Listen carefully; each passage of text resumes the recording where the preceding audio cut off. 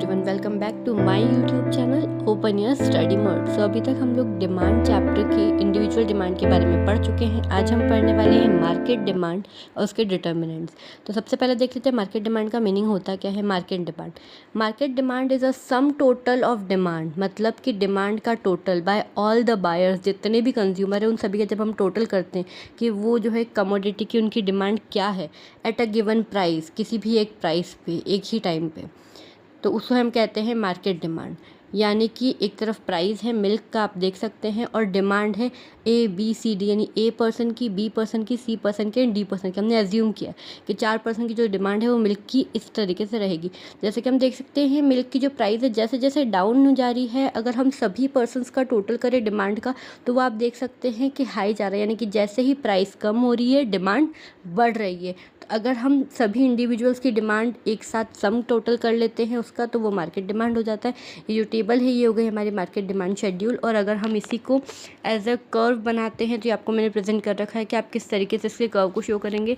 ये कर्व भी आप देख सकते हैं डाउनवर्ड जा रहा है। अब आ जाते हैं मार्केट डिमांड के डिटर्मिनेंट्स पे। डिटर्मिनेंट मतलब ऐसे कौन से फैक्टर है जो मार्केट डिमांड को अफेक्ट करते हैं।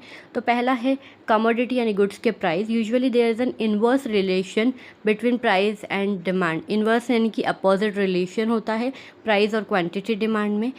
The demand for a commodity is increase, जब भी किसी भी कमोडिटी की डिमांड बढ़ जाती है।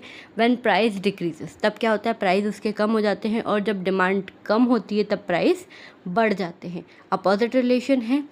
अब हम इसी को एक एग्जाम्पल के थ्रू समझते हैं। जब अगर किसी एक कमोडिटी का जो प्राइस है वो है ₹50, then its demand is 100 unit. 50 rupees price है तो लोगों की डिमांड कितनी, 100 यूनिट्स की आ रही है। और जैसे ही प्राइस बढ़कर 50 से 100 हो जाता है, डिमांड क्या हो जाती है, 50 यूनिट्स। 100 की डिमांड थी, अब 50 की ही डिमांड रह गई है। यानी जैसे ही प्राइस जो है बढ़ गया वैसे ही डिमांड कम हो गई।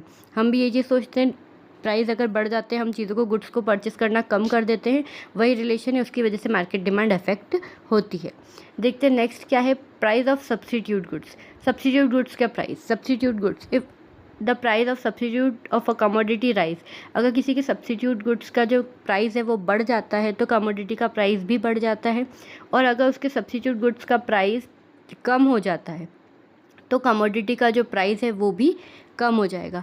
सब्स्टिट्यूट यानी कि एक गुड्स की जगह पे जब आप दूसरे गुड्स को यूज़ कर सकते हो, जैसे कि टी एंड कॉफ़ी एक दूसरे के सब्स्टिट्यूट क्यों हैं, क्योंकि अगर हमें चाय पीनी है लेकिन अगर वो महंगी, हम कॉफ़ी पे शिफ्ट हो जाते हैं। टी और कॉफ़ी काम एक जैसा ही करती, तो अगर जब भी टी यानी कि चाय के प्राइसेस बढ़ जाएंगे तो demand for coffee will increase, coffee की डिमांड बढ़ जाएगी। क्यों बढ़ जाएगी, क्योंकि चाय में पैसा ज़्यादा लग रहा है, इसलिए लोग प्रेफर क्या करेंगे कि हम कॉफ़ी ज़्यादा ख़रीद लेते हैं। और जैसे ही चाय की यानी कि टी की प्राइसेस जैसे ही डिक्रीज़ होंगी, कॉफ़ी की जो डिमांड है वो क्या हो जाएगी, डिक्रीज़ हो जाएगी। कॉफ़ी की डिमांड कम हो जाएगी। क्यों, क्योंकि कॉफ़ी में लोगों का पैसा ज़्यादा लग रहा है। अब चाय अगर सस्ते में मिल रही है तो लोग उसे ज़्यादा प्रेफर करेंगे। कॉम्प्लीमेंट्री गुड्स के प्राइस देख लेते हैं हम, ये भी इफेक्ट करता है। कॉम्प्लीमेंट्री यानी जो दो गुड्स एक दूसरे को कॉम्प्लीमेंट करती है। The price of a complementary commodity increase, जब अगर कॉम्प्लीमेंट्री गुड्स का प्राइस इंक्रीज होता है, the price of a commodity will decrease, उसका जो प्राइस है कमोडिटी का वो क्या हो जाता है, वो कम हो जाता है। For example, the increase in price of petroleum result in decrease of demand for car and scooters. अगर पेट्रोल का प्राइस बढ़ेगा तो लोग कार और स्कूटर परचेस करना कम कर देंगे, उसकी डिमांड गिर जाएगी। क्यों, क्योंकि उनको चलाने के लिए पेट्रोल चाहिए, पेट्रोल की नीड है, लेकिन पेट्रोल महंगा है। If the price of petroleum decrease, और जैसे ही पेट्रोल की प्राइस कम हो जाती है तो कार, स्कूटर, इनकी जो डिमांड है वो बढ़ जाएगी। क्यों बढ़ जाएगी, क्योंकि जो पेट्रोल है वो सस्ता है तो लोगों को उस चीज़ को यूज़ करने में दिक्कत नहीं आएगी। नेक्स्ट आ जाते हैं कंज्यूमर की इनकम। कंज्यूमर की इनकम भी बहुत ही इंपॉर्टेंट फैक्टर है जो अफेक्ट करता है। इसका डायरेक्ट रिलेशन होता है कंज्यूमर की इनकम और डिमांड का। जैसे जैसे कंज्यूमर की इनकम बढ़ेगी वैसे वैसे जो कमोडिटी है उसकी डिमांड भी बढ़ेगी। अब ये हम सभी को पता है, अगर किसी की भी इनकम बढ़ जाती है, उसके ज़्यादा सोर्सेज होते हैं, उसके पास पैसा ज़्यादा आ रहा होता है, तो उसे लगता है कि मैं अपनी सारी नीड्स पूरी करूँ, तो वो मार्केट से हर एक चीज़ को परचेस करने की कोशिश करता है। उसी तरीके से जैसे ही उसकी जो इनकम है वो कम हो जाती है तो वो डिमांड जो है वो करना कम कर देता है, वो लिमिटेड चीज़ों में अपना काम कर लेता है। तो ये डायरेक्ट रिलेशन होता है, इनकम बढ़ेगी अगर कंज्यूमर की तो डिमांड भी बढ़ेगी। नेक्स्ट आ जाते हैं expected change in price. Expected यानी जब हम एक्सपेक्ट कर रहे हैं, सोच रहे हैं कि हो सकता है फ्यूचर में इस चीज़ के प्राइस में चेंजेस आ सकता है। If there is a strong possibility of rise in the price of a commodity, अगर स्ट्रॉन्ग पॉसिबिलिटी है कि किसी भी कमोडिटी की प्राइस फ्यूचर में बढ़ने वाली है तो क्या होगा, उसकी डिमांड अभी बढ़ जाएगी, लोग उसे अभी से ज़्यादा परचेस करने लग जाएंगे ताकि बाद में उसकी जब प्राइसेस बढ़े तो उन्हें दिक्कत ना आए। और अगर स्ट्रॉन्ग पॉसिबिलिटी होगी कि उसकी डिमांड जो है फ्यूचर में डिक्रीज़ होने वाली है तो अभी उसकी जो डिमांड है वो क्या हो जाएगी, फॉल डाउन, यानी उसकी डिमांड कम हो जाएगी। तो ये सभी चीज़ें थी।